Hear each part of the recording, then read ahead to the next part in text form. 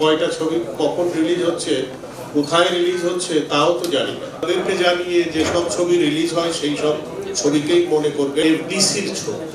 Cinema আমি তাকেই বলবো যাহার যে চলমান চিত্রটি প্রেক্ষাগৃহে প্রদর্শিত হয় তাহাকেই আমি সিনেমা বলতে চাই।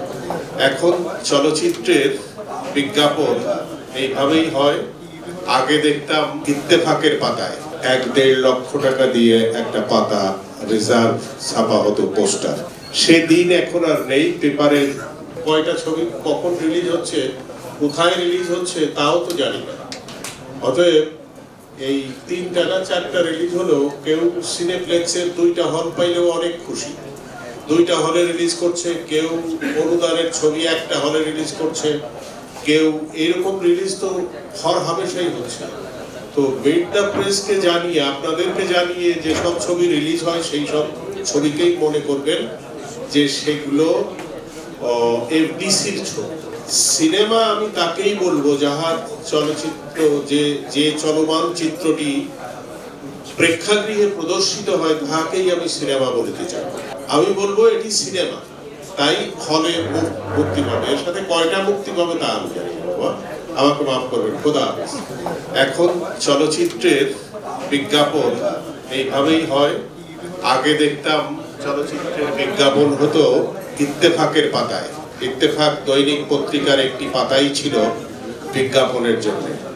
আর রিলিজ ডেতে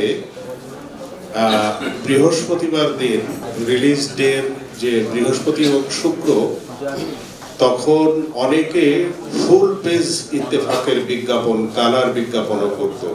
এমনও সম্ভব হতো 1-1.5 লক্ষ টাকা দিয়ে একটা পাতা রিজার্ভ ছাপা হতো, পোস্টার। সেদিন এখন আর নেই। পেপারের দয়া করে কিছু দৈনিক পত্রিকা আছে, তাদের একটা পাতা থাকে, সেখানে এক কর্নারের মধ্যে হয়তো লেখা থাকবে যে ডেঞ্জার জোন মুক্তি পেয়েছে। টেলিভিশনের কোনো টেলিভিশন কোম্পানি হয়তো তার ইন্টারভিউ নিয়ে তারা একটু প্রচার করবে। আর সমস্ত প্রচার আপনারা যারা সামনে বসে আছেন, ক্যামেরা চালাচ্ছেন, আপনাদের হাতেই সমস্ত প্রচার। আপনারাই জানিয়ে দেবেন কবে ছবিটি মুক্তি পাচ্ছে। এবং আমি যা বুঝতে পেরেছি, আমি ছবিটি দেখিনি, সানি যেটা বললো তার অনেক কষ্ট হয়েছে এবং ভিএফএক্স কাজের অনেক কাজ করেছে সে, যার ফলে ছবিটা রেড হয়েছে। এবং কিছু এই যে ভূতের ছবি টবি বানাতে গেলে ভিএফএক্স লাগে, সেটা যদি ভালো হয় তাহলে দর্শকরা গ্রহণ করে। ইদানিং 2-3টা ছবিতে ভূতের ছবি দারুণ ভালো করেছে, ছবিগুলো ব্যবসা সফল হয়েছে। তো আমার কেন যেন মনে হচ্ছে ছবিটি হয়তো ব্যবসা সফল হবে। যদিও ছবির এখন সিনেমা হল নেই, আগে 100-150 হলে সিনেমা একাধারে মুক্তি পেত, কিংবা 50-60টা হলে মুক্তি পেত, সেইটা পাবে না। এখন সিনেপ্লেক্স হয়ে গেছে বলে মেইন দর্শক। সিনেপ্লেক্স পেয়েছে কিনা আমি জানি না, তবে এফডিসির ছবি সাধারণত সিনেপ্লেক্স পায় না, তারপরও হয়তো পেয়েছে।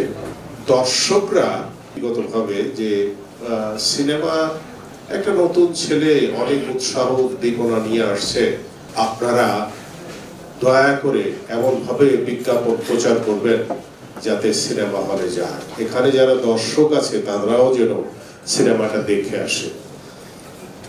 সিনেমা হল সংখ্যা কমে গেছে আমাদের দেশে, হল নাই বলা যায় এখন।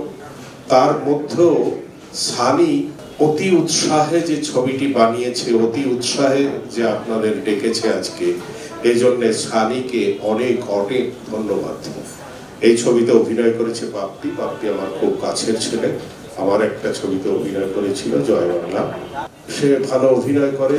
আপনারা এদের সবার জন্য দোয়া করবেন এবং যতটা সম্ভব হয় বিজ্ঞাপন করবেন।